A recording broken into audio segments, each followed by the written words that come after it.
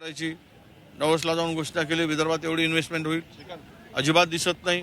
एवढं MOU sine केलं पण प्रत्यक्षात काय काही होताना दिसत नाही. आजही पोरांचं स्थलांतर सुरू आहे, नोकरीसाठी भटकणं सुरू आहे विदर्भातील पोरांचं. युवक बाहेर जात आहेत, वाटेल ते काम मिळत आहेत, तेलंगणामध्ये जाऊन काम करत आहेत. दर वर्षाला या 3-4 जिल्ह्यातील केवळ मिरची तोडायसाठी जाणारा जो मजूर आहे तो या 3-4 जिल्ह्यामधून लाखभर मजूर आंध्रामध्ये जातो, तेलंगणामध्ये जातो. काय दिवे लावलेत 11 वर्षाच्या कारकिर्दीमध्ये. त्यामुळं त्यांना माहीत नाही आमच्या संजय भाऊ राऊतला की विदर्भाची काय व्यथा आहे ती. सर, पालघरमध्ये एक मोठं रॅकेट समोर येते. लहान मुलींना 14-15 वर्षीय मुलींना विकण्याचं रॅकेट समोर आले. भयंकर धक्कादायक बातमी समोर आली जी 24 तास. नाही, ते आम्ही विषय घेतोय. माझ्याकडे सगळी माहिती आत्ता उपलब्ध झालेली आहे. ते रॅकेट कशा पद्धतीनं काम करत आहे, कशा पद्धतीनं मधातला एजंट ट्रायबलमधून म्हणजे बेरोजगार पोरांना कसं पकडून त्यांना दलाल केलं जात आहे आणि यातून त्या छोट्या कोड्या बालिकेंना लग्नाचं आमिष दाखवलं जातं. मग ते मुलगा झाला तर ठेवतात, मुलगी झाली तर पुन्हा हाकलून देतात आणि शोषणासाठी त्याचा वापर केला जातो. आणि त्याबरोबर कोड्या बालिकेंची विक्री हे एक मोठं रॅकेट. म्हणजे आदिवासीमध्ये इतक्या वर्षानंतर आता फार गोष्टी मोठ्या ते आम्ही असं म्हणतो की पुड्या सोडल्यात. काय निघालं त्या पुडीमध्ये या सरकारच्या. आजही आदिवासी मुलींना आदिवासी पाड्यावर यवतमाळ जिल्ह्यामध्ये जी परिस्थिती निर्माण झाली, छोट्या बालिका गर्भवती सापडल्या. कशासाठी? तर त्यांच्या वेशभूषेला लागणाऱ्या छोट्या मोठ्या कारणासाठी. आणि ह्यासाठी जर आज तरुणींचं आदिवासी मुलींचं शोषण होत असेल तर हे धक्कादायक बाब आहे, प्रचंड धक्कादायक आहे, वेदनादायी आहे. आणि सरकारला थोडी जरी या संदर्भात एवढी मोठी घटनेच्या संदर्भात माहिती असेल तर एक उच्चस्तरीय चौकशी करा आणि लगेच कोण दलाल आहेत हुडकून काढा. काही दलालांना पकडलं गेलं त्यानंतर ते सुटतात जमानतीवर. कायद्यामध्ये दुरुस्ती करा. पण कोळ्या मुलिकेंचा हा असला घाणेरडा जो व्यवहार चाललेला आहे त्यावर कडक उपाययोजना केली पाहिजे. सर, 5 प्रकरणामध्ये अजितदादा म्हणतात का अधिकाऱ्यांची चुकी आहे सर? शेवटचं अधिकाऱ्यांचीच चुकी आहे. बरोबर आहे. उद्या जर हे उघडकीस आलं नसतं तर मग जमिनीचा मालक अधिकारी झाले असते ना. म्हणजे उघडकीस जर आले नसते प्रकरण, मुंडवा प्रकरण, तर मग जमिनीचे मालक उद्या ही जमीन ज्यांनी घेतली ती जमीन अधिकाऱ्यांच्याच नावाने करून दिली असती. त्यामुळे ते अधिकारीच दोषी आहेत. दादांचं म्हणणं बरोबर आहे. शेवटचा दिवस आहे सर, 5 पॉवरच्या बद्दल काय विचारणार का सर?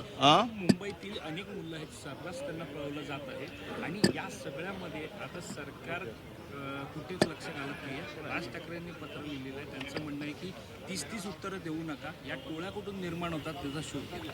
मुंबईतल्या मुली असतील, मुलं असतील, दररोज पळून बेपत्ता होण्याचं प्रमाण वाढलेलं आहे. अरे राज्यामध्ये तर 2,56,000 महिला आणि तरुणी अत्यापायी गायब आहेत. हे सांगतात की आमचं शोधण्याचं आम्ही शोधून काढलेल्या किमान 80% सापडले आहेत, आम्ही शोधले आहेत. हे सगळे बोगस आकडेवारी देतात. कुठलीच मुली अजूनही त्या ठिकाणी मिळत नाही आहे. आणि हे रॅकेट आहे. या संदर्भात सरकारला काय देणं घेणं आहे? महाराष्ट्र लुटण्यात मजा आहे त्यांना. बाकीच्याची काय कुठल्या विषयाचं गांभीर्य आहे? हे असे असंवेदनशील सरकार आहे. ज्या सरकारच्या संवेदना मेल्या आहेत असं हे सरकार या राज्याच्या बोकांडीवर बसलेलं आहे. 5 पॉवरबद्दल काय बोलला का विरोधक सर? 30 उत्तरं देऊ नका, कारण जी मुलं बेपत्ता होतात त्यानंतर सांगितलं जातं की इतकी मुलं सापडली, त्यांना घरी पाठवलं. पण जी टोळ्या निर्माण होतात त्याला जबाबदार कोण आहे? बस स्टॉपवरती असतील अशा भिकारी असतील त्यांचा DNA टेस्ट करायला नको? DNA टेस्ट करायलाच पाहिजेत. आणि गृह खातं काय झोपलं आहे का?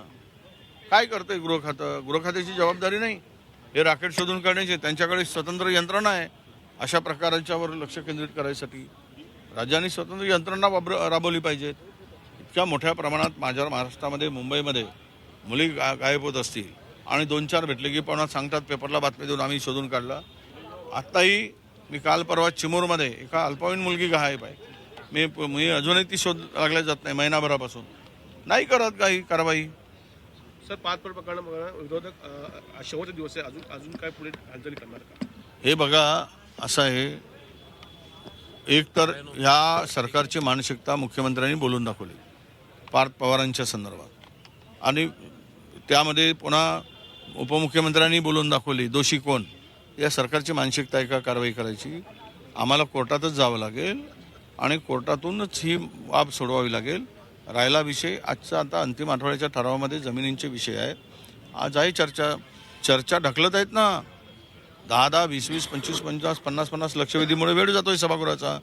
आणि ज्या बेसिक मुद्द्यावर चर्चा व्हायला पाहिजेत, आमच्या विरोधकांच्या प्रस्तावावर चर्चा झाली नाही. आता अंतिम आठवड्यावर कधी चर्चा होईल? आजही पुन्हा 15-20 लक्षवेधी लावले आहेत. मग रात्री 8 वाजता 9 वाजता चर्चेला सुरुवात होते आणि त्यामध्ये कोणी ऐकायला तयार नाही. हे सगळं काही घाबरून, हे प्लॅनिंग करूनच सुनियोजितपणे हा कारभार पुढे ढकलण्याचा कार्यवाही. झी 24 तासांच्या ऑपरेशन सैतानवर वडेट्टीवारांनी प्रतिक्रिया दिलेली आहे. या संदर्भात सरकारनं लवकरात लवकर कारवाई करावी. कारवाई करायची सरकारची मानसिकता मात्र दिसत नाही असं देखील वडेट्टीवारांनी म्हटलेलं आहे. सोबतच पुणे जमीन गैरव्यवहारासंदर्भात देखील त्यांनी भाष्य केलेलं आहे. आम्हाला आता कोर्टाचीच पायरी चढावी लागेल, कोर्टात जाऊनच या संदर्भात मागणी करावी लागेल असं वडेट्टीवारांनी म्हटलेलं आहे.